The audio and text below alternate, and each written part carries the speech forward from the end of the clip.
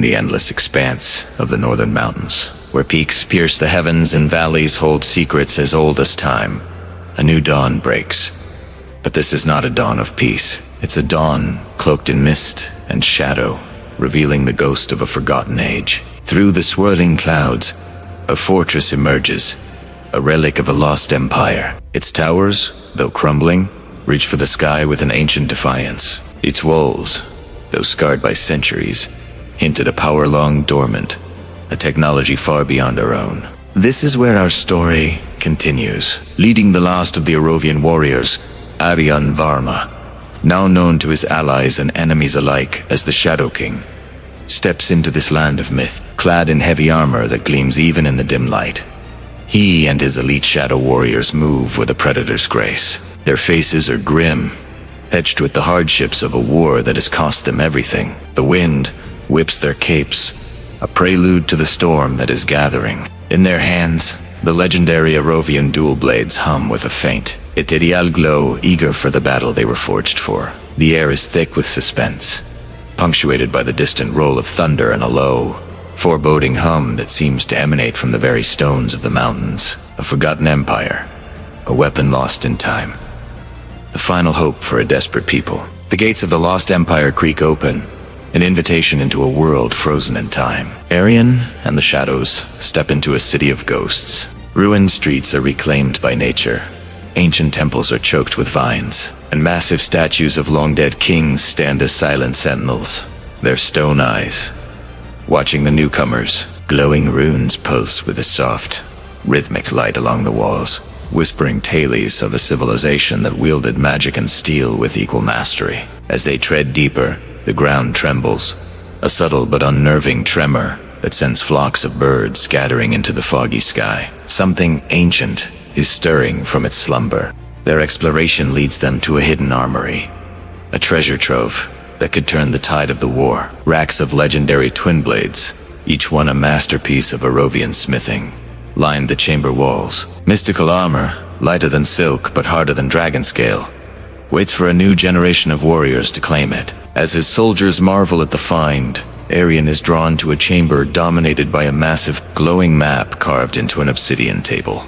It details the strategic heart of the Northern Territories, secrets that could cripple their enemy. But they are not alone in these desolate peaks. A new threat has risen from the fierce northern tribes, a force of pure destruction. He is the Crimson Warlord, a giant of a man, his presence a physical manifestation of brutality and rage. His weapon is a massive double-edged axe, its blade glowing with a malevolent red energy, pulsing with dark magic. He is not just a warrior, he is a commander of nightmares. From the fog and shadows, his soldiers coalesce, phantom-like figures that move with an unsettling silence, their eyes burning like embers in the gloom. The air grows colder. A deep, rhythmic pounding begins to echo through the mountains, a sound that vibrates in the chest and chills the soul. War drums. The Crimson Warlord is coming. Aryan's senses, honed by countless battles, scream of imminent danger. He signals to his shadow warriors. They fan out, taking positions with practiced efficiency, their movements a silent, deadly dance. The anticipation is a suffocating weight.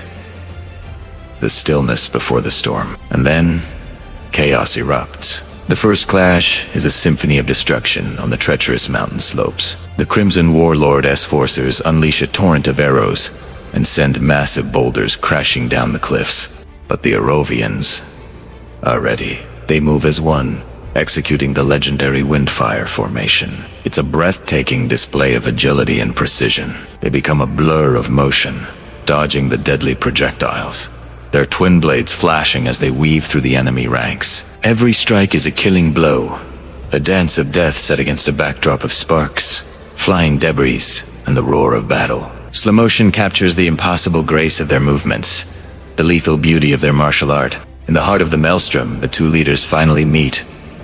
Aryan Varma, the Shadow King, confronts the Crimson Warlord. The world seems to slow down as they charge. The clash of Aryan's twin blades against the Warlord's colossal axe sends a shockwave through the air, and sparks fly like miniature stars. The very cliffs around them seem to shake with the force of their blows. We see it all in intense close-ups.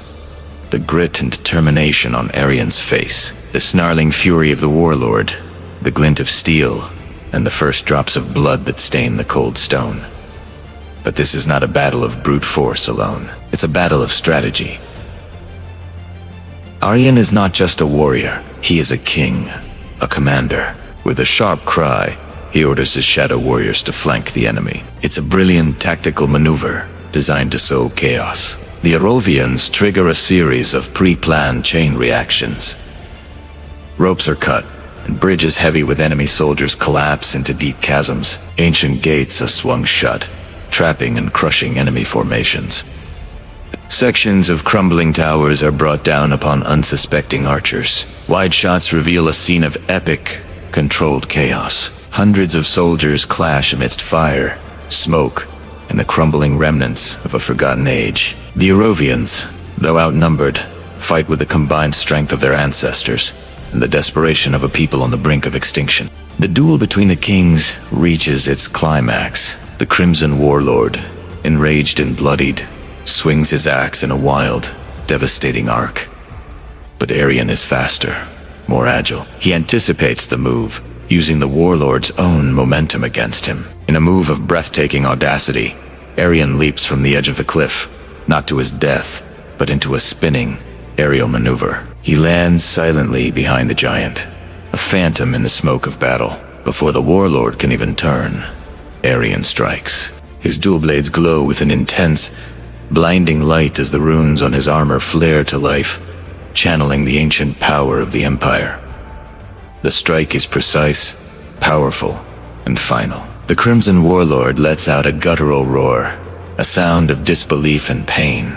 Before stumbling backward, he falls, a titan brought low, tumbling dramatically into the raging river far below. His glowing red axe shatters upon impact, its malevolent light extinguished forever. Silence falls over the battlefield, broken only by the crackling of fires and the rushing of the river. The surviving northern tribesmen, their leader vanquished, break and flee into the mists from which they came. The Lost Empire is silent once more, but it is a different silence now. It is a silence of victory. As if sensing the shift in fate, the ancient statues throughout the city begin to glow faintly, a silent acknowledgement of the new guardians within their walls. The shadow warriors, battered but unbowed, raise their swords in a unified, triumphant salute. Arian stands at the cliff's edge, his blades still humming with power. He gazes out at the horizon, at the endless sea of mountains that still hide the heart of the northern tribes. This battle was won, but the war is far from over. This was just the beginning. The camera pulls back, rising high above the fortress, above the mountains, showing the lone figure of the king silhouetted against the vast, unforgiving landscape. The Shadow King has risen, and a new chapter in the saga of Arav has begun. Thanks for watching, and if you want to see what happens next, make sure to subscribe and hit that notification bell.